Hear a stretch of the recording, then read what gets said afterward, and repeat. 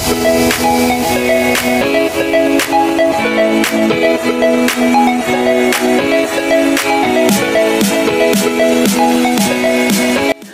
a beautiful day today and we are on our way to Simbahang Bato sa Laurel, Batangas.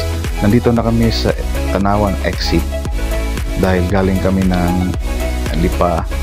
So kung galing kayong Manila, sa kabila naman kayo mag-exit. Pero same thing pa rin, kakanan na kayo doon pag exit nyo. So yung nakikita nyong mga kotse sa kanan, galing Manila yan. So kakanan na lang kayo dito after. Nandito na tayo sa bayan ng Laurel, Batangas.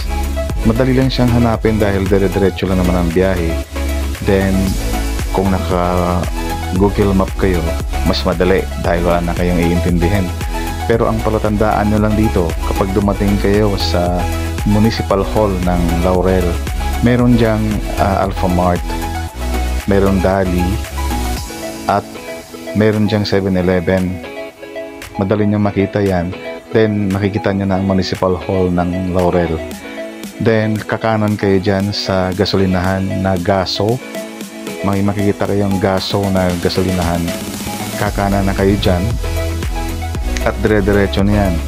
Pagkanan nyo doon sa sinasabi kong gasolinahan, diretso na ang biyahin yan papuntang Simbahang Bato. So I think it will take around 52 minutes kung galing kayong Tanawan exit. Doon sa exit lang papuntang Simbahang Bato, mga nasa 52 or 50 minutes ang biyahe papuntang Simbahang Bato. So dire-diretso na yan, pagliko nyo doon sa Gaso na gasolinahan, dire-diretso na yan papuntang Simbahang Bato. Medyo minsan kapag umuulan, may mga putik din tayong dadaanan, mga konting-konting baha, pero okay lang yun dahil maganda naman yung lugar. Pagdating nyo sa intersection, kakaliwa kayo, huwag kayo sa kanan. Dito tayo sa kaliwa. Tapos meron kayong makikita dyan kasi kakanan tayo mamaya. Isang sasakyan lang kasi ang kasya doon. So maaaring kung may kasalubong kayo, maaari kayong huminto muna. Pababain nyo muna yung unang sasakyan. Dyan lang naman sa bungad yon, pero pagdating sa dulo malawak na siya. Dyan lang dito sa entrance. So ito na yon, maghihiwalay na rin to.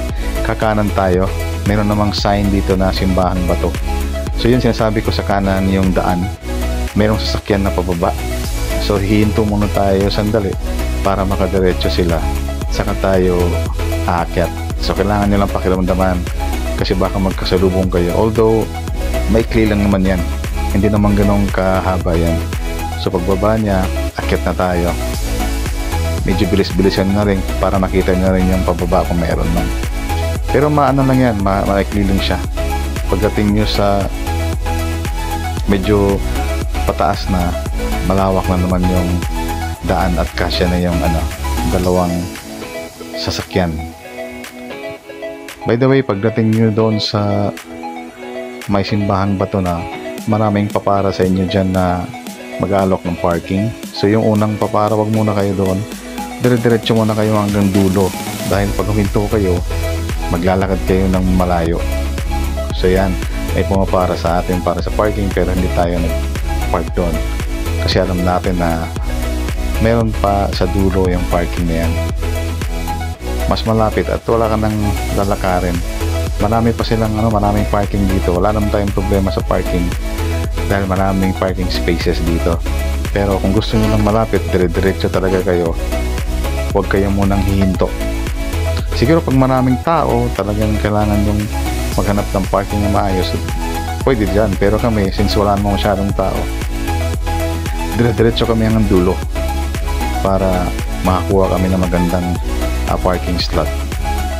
Dahil siyempre, negosyo din, kailangan din lang kumita sa parking. So, diretso lang kami papuntang last parking dito. So, ito na yung pinakamalapit na parking. Makikita nyo dito yung mga nagtitinda ng mga prutas, marami din. So pagdating nyo dito, sabi ko sa parking, ganyan na, hindi na kayo maglalakad ng malayo kasi sa likod ng mga food stand na yan, nandoon na yung Simbahang Bato. Kaya papakita ko sa inyo kung ano yung makikita natin doon.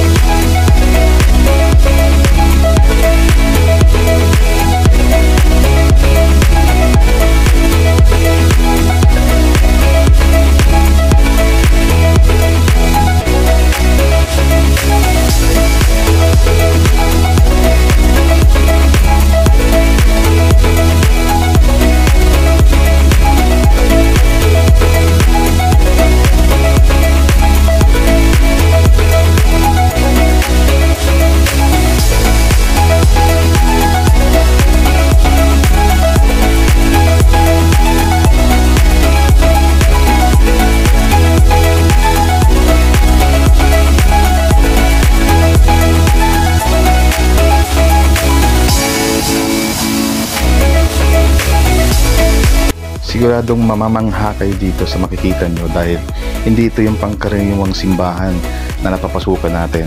Ito ay simbahang gawa sa bato. It's natural.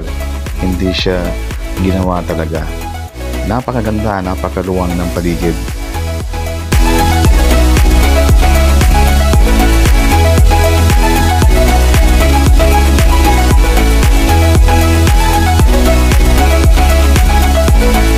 Sa gilid lang na simbahang bato, marami ditong fruit stand, ang daming prutas, mayroon din mga pasalubong gaya ng espasol. Bumili tayo para sa mga kamag-anak natin, sa pamilya natin, at tulong na rin po natin ito sa mga locals na nagtitinda at naghahanap buhay dito.